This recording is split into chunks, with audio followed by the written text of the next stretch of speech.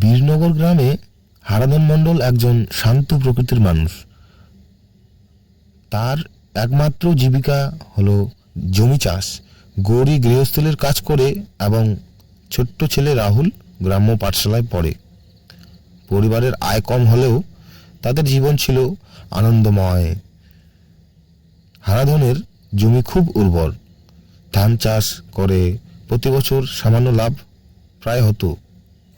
এক বসন্তের সকালে একদিন জমি চাষ করতে গিয়ে সে খুঁজে পেল একটি পুরনো পিতলের কলসি। এই এই এই এটা কি কি কি লাগলো? মা, এটা তো একটা একটা একটা পিতলের কলসি। বা বেশ বেশ বেশ ভালো ভালো।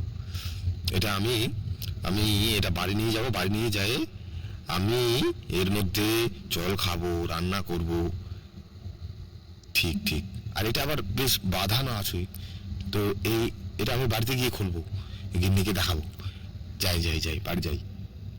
সেই কলসি মুখ বন্ধ, আর সেটি মাটির অনেক গভীরে চাপা পড়েছিল। হারাধন সেটি বাড়িতে নিয়ে এলো।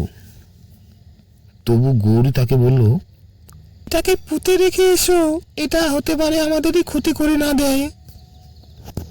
হারাধন ঠিক তার কথাটা শুনল না। সে ভাবল হয়তো এতে গুপ্তধন আছে। খুলে দেখি না, যা হবে কালকে দেখা যাবে। দেখি, একটু খুলে দেখি তো।